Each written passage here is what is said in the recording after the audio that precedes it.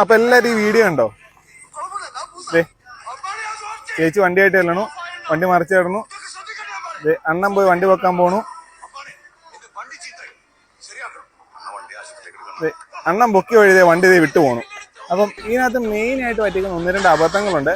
ആദ്യത്തെ കേസ് ഈ ഒരു ത്രോട്ടിൽ കറക്റ്റ് ആയിട്ട് കൺട്രോൾ ചെയ്യാത്തത്. പിന്നെ അടുത്തായിട്ട് എന്ന് പറഞ്ഞാൽ വണ്ടി മറിഞ്ഞ് ചാടിക്കഴിഞ്ഞാൽ പൊക്കുന്നതിന് മുമ്പ് ഇപ്പൊ ആൺകുട്ടികളാണെങ്കിലും പെൺകുട്ടികളാണെങ്കിലും വണ്ടി സ്കൂട്ടറല്ല ബൈക്കൊക്കെ തന്നെ മറിഞ്ഞാടി കഴിഞ്ഞാൽ കയ്യോടെ ആ താക്കോൽ അങ്ങ് ഓഫ് ചെയ്തേക്കുക. ഓഫ് ചെയ്തിട്ടാണ് ഈ പറഞ്ഞ വണ്ടി എടുത്ത് പൊക്കാൻ പോവുള്ളൂ. അപ്പൊ ഓൺ ആക്കിയിട്ട് വണ്ടി പൊക്കുമ്പോൾ ഇപ്പൊ പുള്ളി കാണിച്ച പോലെ ഓൺ ആക്കിയിട്ട് വണ്ടി പൊക്കുമ്പോൾ എന്തെങ്കിലും കാരണവശാൽ ആക്സിലേഷൻ പിരിഞ്ഞു പോയി കഴിഞ്ഞാൽ വണ്ടി നേരെ അടുത്തേക്കുന്ന ആളുടെ മേത്തോട്ടൊക്കെ ചെന്ന് ഇടിച്ചു കയറും. അപ്പൊ ഓഫ് ആക്കിയിട്ട് മാത്രം വണ്ടി പൊക്കുക. പിന്നെ മറ്റൊരു കാര്യം എന്ന് പറഞ്ഞാൽ നമ്മൾ ഓടിക്കാൻ പഠിക്കുന്ന സമയത്തൊക്കെ തന്നെ സ്കൂട്ടറിന്റെ ഈ ഒരു ത്രോട്ടിൽ പൊസിഷനില്ലേ, ത്രോട്ടിൽ പൊസിഷൻ ഇങ്ങനെ ഒന്ന് കൈ വെക്കുക.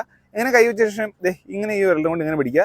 എന്നിട്ട് ഇങ്ങനെ ആക്സിലേഷൻ പിടിക്കുക. എന്നിട്ട് ഇങ്ങനെ കൊടുക്കാൻ നോക്കുക. അപ്പൊ നമുക്ക് അധികം ആക്സിലേഷൻ കൊടുക്കാൻ പറ്റില്ല, കൺട്രോൾ ചെയ്ത് നമുക്ക് ആക്സിലേഷൻ കൊടുക്കാൻ പറ്റും. പിന്നെ ബ്രേക്ക് പിടിക്കുമ്പോൾ ഈ ഒരു 2 വിരൽ എപ്പോഴും ബ്രേക്കിങ്ങിന് യൂസ് ചെയ്യുക. അതുപോലെ ഈ ഒരു ഇടത്തക്കൈ ആണെങ്കിൽ ഇതുപോലെ തന്നെ വെച്ചിട്ട് ശേഷം നേരെ ഈ ഒരു 2 വിരലും കൊണ്ട് ബ്രേക്കിംഗ് കൺട്രോൾ ചെയ്യുക. അതായത് നമ്മൾ വണ്ടി ഇപ്പൊ നിർത്തണമെങ്കിൽ ഇവിടെ ഇങ്ങനെ ആക്സിലേഷൻ കുറയ്ക്കുന്ന വശം ഈ ഒരു ഇടത്തെ കൈ കൊണ്ട് നേരെ 2 കൈ കൊണ്ട് ബ്രേക്ക് പിടിക്കുക, ആക്സിലേറ്റർ കുറയ്ക്കുക, അതുപോലെ തന്നെ ബ്രേക്ക് പിടിക്കുക. അപ്പൊ ഞാനിപ്പോ പറഞ്ഞ 2 കാര്യങ്ങൾ എല്ലാവരും ഓർത്ത് വെച്ചോ. നിങ്ങളിപ്പോ ആരെങ്കിലും സഹായിക്കാൻ പോകണം, വണ്ടി മറിഞ്ഞാടിയാളെ സഹായിക്കാൻ പോകണേലും താക്കോൽ ഓഫ് ശേഷം മാത്രമേ വണ്ടി പൊക്കാൻ ശ്രമിക്കുക. അപ്പോൾ സീൻ നെക്സ്റ്റ് വീഡിയോ റൈറ്റ്.